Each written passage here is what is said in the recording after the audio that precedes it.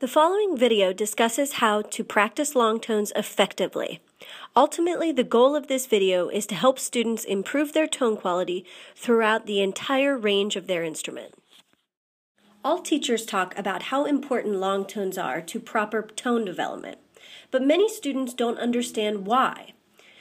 The main benefit of practicing long tones is to create continuity in the tone quality across all registers of your instrument.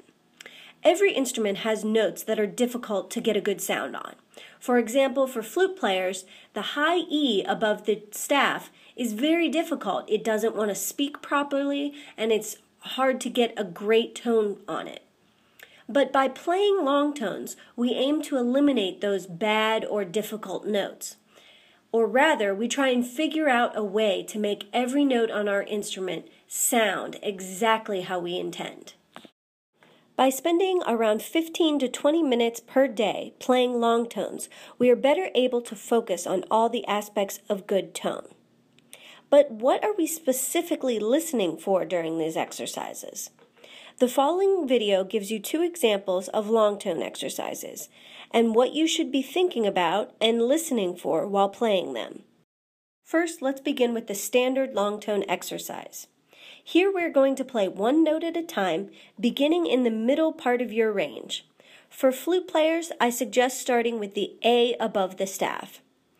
Using a metronome set at quarter note equals 72, we're going to play 12 counts of crescendo, take a breath, and then play 12 counts of decrescendo.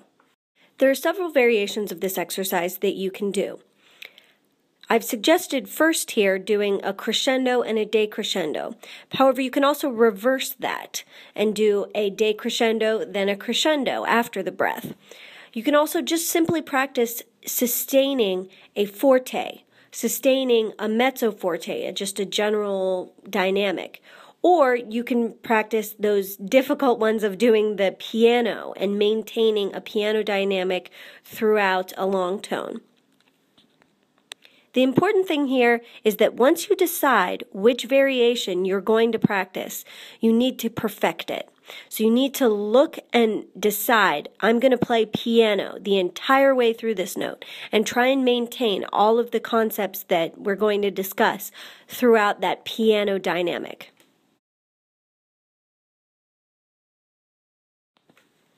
If you can't do the 12 counts that has been suggested, you can try working up to that. Or if 12 counts is easy for you, then try and do longer. Sometimes I'll play a note and try and get 32 counts in that one quarter note equals 72 tempo. You can also try adjusting the tempo. So there are many variations that should constantly challenge you.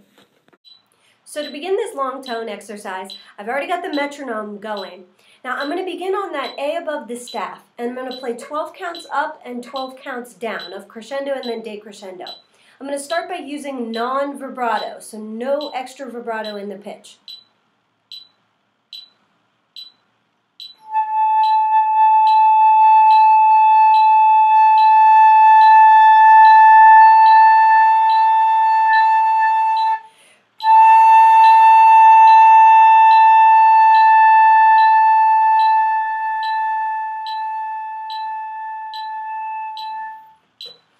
At the end of that, I started to want to lose the pitch a little bit. Sometimes at the end of these decrescendos, I will have actually come back and forth between getting the pitch and then losing the pitch so that I can find those muscles and where the tone needs to be placed.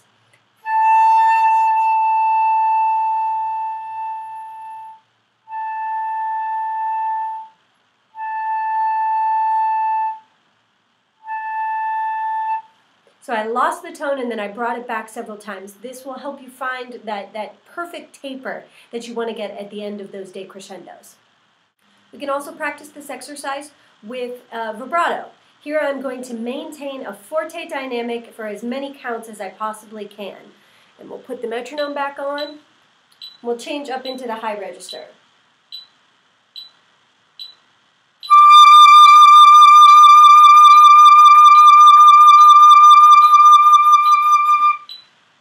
try again so you can get more counts.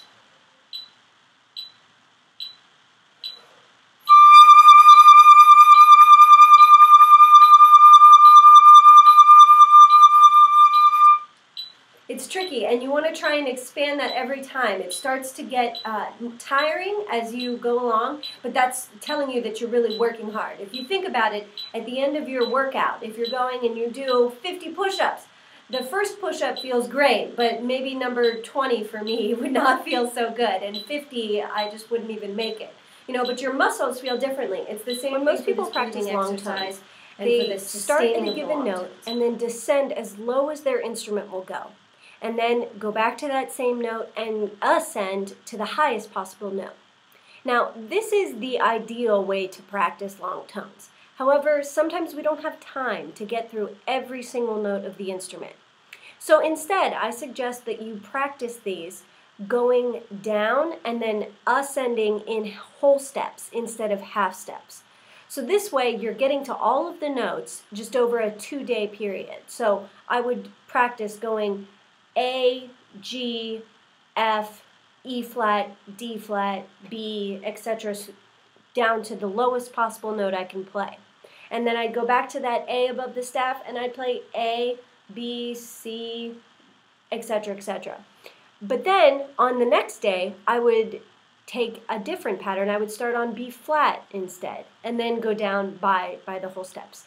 It's just how it's written here in this example. I have set 1 and set 2, and I just rotate between those every day. But it's really important that you get to every part of your range every day.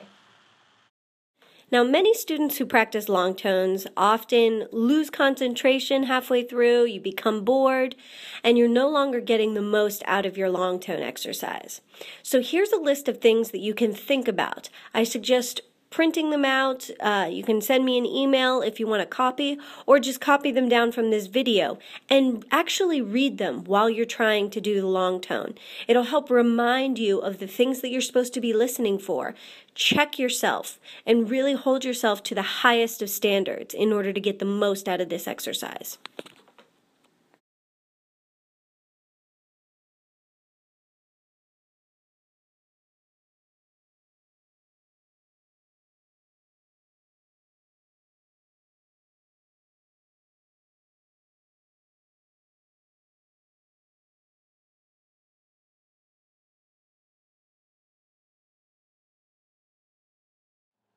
The next long tone exercise that we're going to discuss involves starting on a sustained pitch and then going up and down your entire range to try and connect those notes together. So we'll start, let's start in the low register. So we'll start with an F.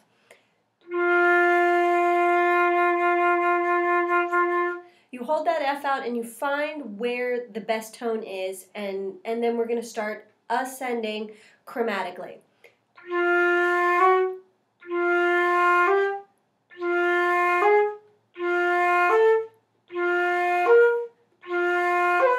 On each of these pitches, I'm trying to create a perfect slur between the two notes, and then I'm also trying to do a lifted ending to each of the notes so that they lift upwards at the end.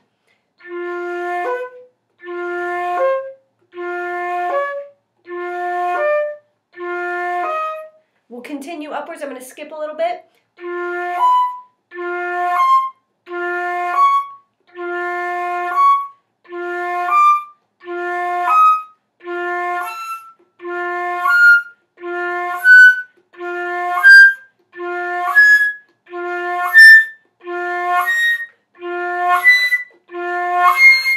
So I went all the way up to high C with that. Then I'm going to go down.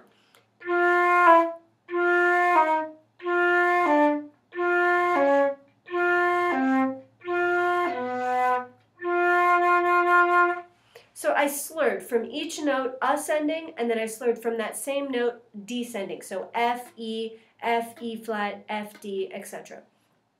Now, the important part is getting that lifted ending here. There are many variations on this. You can find them in the Moise book. You can also simply practice attacks. So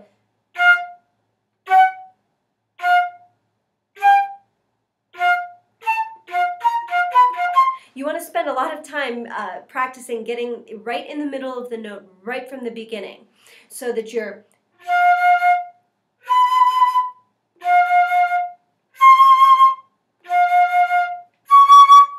Now, when you do this exercise and you're focusing on the attacks, it's important that we practice this so that we can start on any note and go to any other note. So right now we're focusing on F and getting to any other note on the flute with a good sound and a proper attack. Now, the other way is that you can reverse the slurs. So I started on that F, and now I'm going to start on the next note up, so that F sharp. Then G, back down to the F. The A flat, A,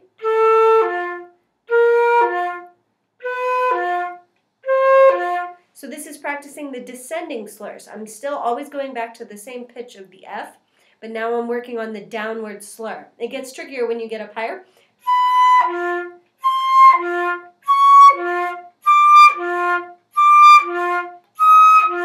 Now, you're noticing that sometimes I'm practicing the same note twice, or more than twice even.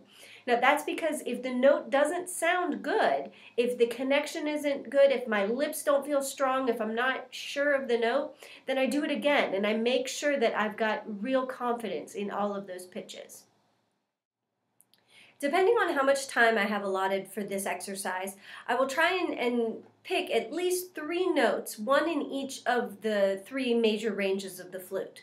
So there I started with a low F. Then maybe I'm going to try and do an A flat above the staff. I find that first pitch, and now I'm going to practice the isolated attacks. So A flat and ascending.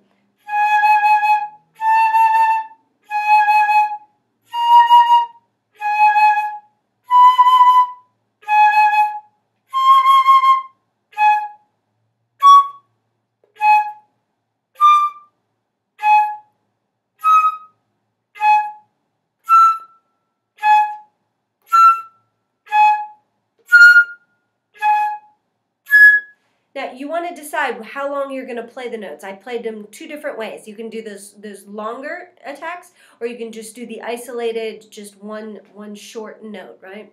But still maintaining the resonance. Okay, so then I started on that A flat above the staff. How about another note? Let's do high B flat.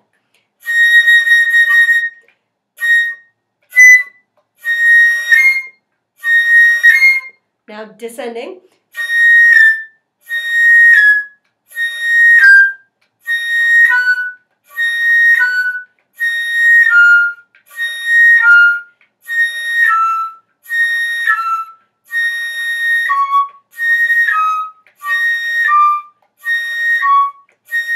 And etc. as you go down.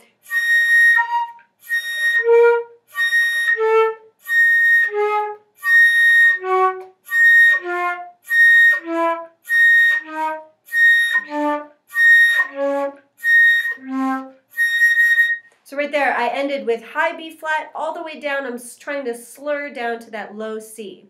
You can also slur down to the low B. I just didn't do it that time. So you want to try and work the entire range, at least 3 notes in the 3 different ranges every day, so that you can really work this range and then try and find a combination between slurring them in the 2 different slur patterns or isolated articulations.